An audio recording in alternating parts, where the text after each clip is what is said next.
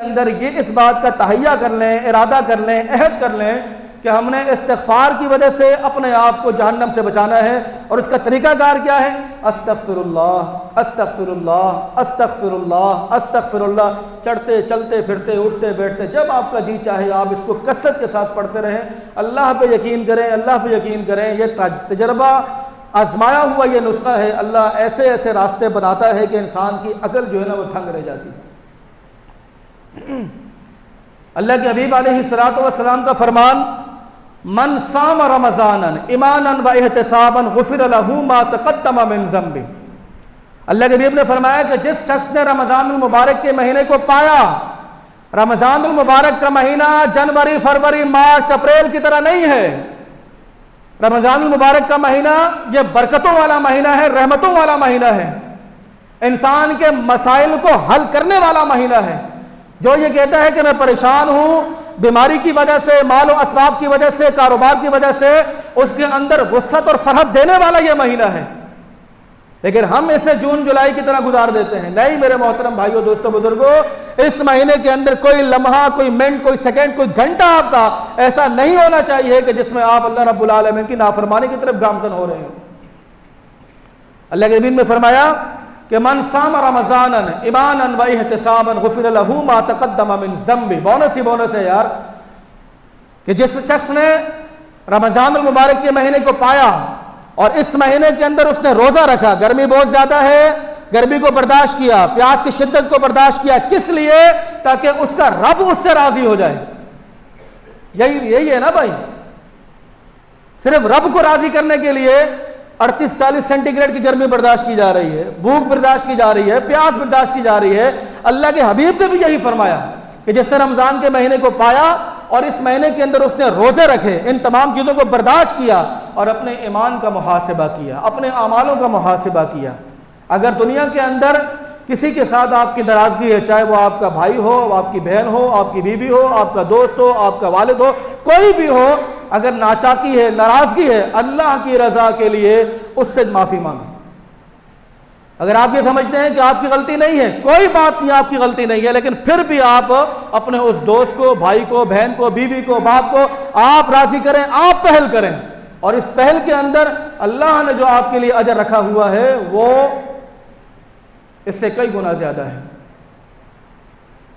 जिसने इस महीने को पाया और इस महीने के अंदर रोजे रखे और अपने आमालों का मुहासिबा किया, अपने आप को अल्लाह के सामने सिलेंडर किया, अपने आप को अल्लाह के सामने पेश किया, हुकूकुल इबाद में अगर किसी के साथ नाचाकी हुई, पहल करके उससे माफी मांगी, अपने आप को गिराया उसके सामने, तो अल्लाह के नबी फरमाते हैं कि गुफ़िर लहू मा तक़द्दम मिन ज़ंबि, अल्लाह पाक उसके पिछले गुनाहों को बिल्कुल माफ़ फरमा देगा। बल्कि यहाँ तक अल्लाह के नबी की हदीस है, फरमाया कि अत्ताइबु मिन ज़ंबि कमल्ला ज़ंब लहू, इस्तिग़फ़ार करने वाला, तौबा करने वाला ऐसा होता है जैसे उसने कभी कोई गुनाह किया ही नहीं है।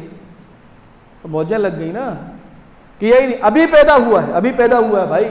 अब जो बच्चा पैदा होता है बुलूगत तक तो वो वैसे ही गुनहगार नहीं होता। अब भी अगर नहीं आप इस तरफ आते तो भाई जबरील तो नहीं आएगा, अब जबरील ने आना बंद कर दिया।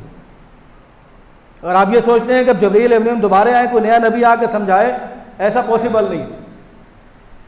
अल्लाह के नबी अलैहिस्सलातु वस्सलाम का फरमान कि अत्ताइबु मिन ज़ंबि कमल्ला ज़ंब लहू, इस्तिग़फ़ार करने वाला, तौबा करने वाला, अल्लाह के सामने झुकने वाला और गलती ना होने के बावजूद अगले को राजी करने वाला, उसके पिछले सारे गुनाहों को माफ कर दिया जाता है। आप सोचते होंगे कि यार मौलवी साहब हदीस तो आपने सुनाई, ये तो गुनाह चलो माफ़ हो जाते हैं, लेकिन एक ऐसा आदमी है कि जिसने कभी कोई नेकी नहीं की है और जन्नत में जाने के लिए नेकियों की ज़रूरत पड़ेगी ना भाई, थोड़ी बहुत तो पड़ेगी। अगर किसी बंदे ने कोई नेकी नहीं की है और गुनाह तौबा से तो माफ़ हो गए हैं, वो क्या करे भाई? उम्र ख़त्म हो गई है, बस ये आखिरी बात, अपनी बात को ख़त्म कर रहा हूँ। उम्र ख़त्म हो गई है, नामे आमाल में एक भी नेकी नहीं है सर, गुनाह से ज़िंदगी पुर है। अल्लाह से माफ़ी मांगी, तौबा इस्तिग़फ़ार किया, गुनाह माफ़ हो गए। अब गुनाह भी नहीं है और नेकियां भी नहीं है, जन्नत में जाने के लिए कुछ नेकी की ज़रूरत तो पड़ेगी ना। अब नेकियां कहाँ से आएंगी? सूरह फुरकान अल्लाह रब्बुल आलमीन फरमाते हैं, फरमाया कि इल्ला मन ताबा व आमना व अमिला अमलन सालिहा फउलाइका युबद्दिलुल्लाहु सय्यिआतिहिम हसनात व काना अल्लाहु गफूरर रहीमा। अल्लाहु अकबर। अल्लाह रब्बुल आलमीन फरमाते हैं, ऐसे एक मिसाल ले लें, अगर किसी बंदे की उम्र 70 साल है, 70 साल में से 20 साल निकाल लें, बाकी बचते हैं 50 साल। इस 50 साल के अंदर उसने इतने गुनाह किए, इतने गुनाह किए, इतने गुनाह किए कि जिसकी इंतहा नहीं। अल्लाह से उसने माफ़ी मांगी, रो रो करके गिड़ा कर, अल्लाह ने सारे गुनाह माफ़ कर दिए। 50 सालों में ठीक ठाक गुनाह किए होंगे। अल्लाह फरमाते हैं कि इस तौबा की वजह से और इस माफ़ी की वजह से, इस इस्तिग़फ़ार की वजह से उनके सारे गुनाहों को फ़उलाइका युबद्दिलुल्लाहु सय्यिआतिहिम हसनात, उन गुनाहों को अच्छाइयों के अंदर कन्वर्ट कर दिया जाए।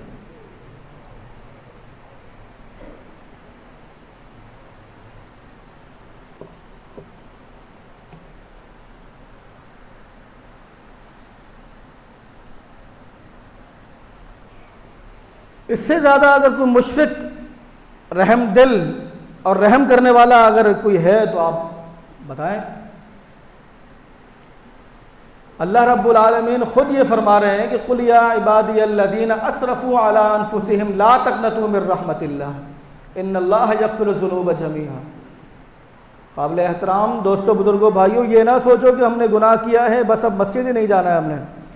ये ना सोचें कि हमने गुनाह किया है तो अब हमारी बख्शिश नहीं होगी, बल्कि अल्लाह रब्बुल आलमीन ने रहमत के दरवाज़ों को आपके लिए खोल के रखा हुआ है। आओ तो सही यार, सिर्फ आना आपका काम है, आपके गुनाहों को पर्दा डालना तो अल्लाह का काम है ना, आपका काम तो नहीं है। अल्लाह ने वाज़ेह तौर पर कहा कि कहो मेरे इन गुनहगार बंदों से। किन गुनहगार बंदों से? जिन लोगों ने अपने नफूस के ऊपर जुल्म किया हुआ है, जिन लोगों ने गुनाह की सारी हदें पार कर दी हैं, इनसे कहो ला तक़नतू मिर रहमतिल्लाह, मेरी रहमत से मायूस ना होना, ना उम्मीद ना होना।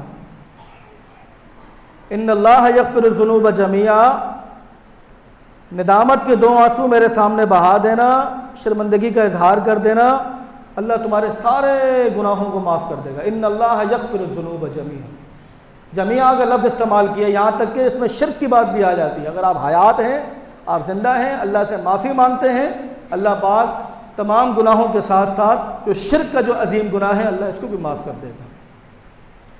तो मैं ये चाहता हूँ काबिल एहतराम दोस्तों, बुजुर्गों, भाइयों, ज़िंदगी रहे ना रहे, फिर अल्लाह मौका दे ना दे, आज इस जामिया मस्जिद मोहम्मदी अहले हदीस राजपूत मोहल्ले से मेरा कोई भी भाई ऐसा इस दरवाजे से बाहर ना जाए जब तक उसको इस बात पर यकीन, इत्मीनान ना हो जाए कि मैंने आज अल्लाह से अपने आप को बख्शवा लिया है। और इसके लिए मैंने आपको बताया कि ज़रूरी नहीं है कि हम पहाड़ों को जाकर खोदें या लोगों की मन्नत समाजत करें, नहीं। वनहनु अक़रबु इलैहि मिन हब्लिल वरीद, वो अल्लाह तुम्हारे शेरक से भी ज़्यादा करीब है। इन्नहु अलीमुम बिज़ातिस सुदूर, तुम्हारे सीने से भी ज़्यादा करीब है। तुम सोचते हो, अल्लाह को पता चल जाता है कि सोच क्या रहा है, अभी सोचने वाला क्या है।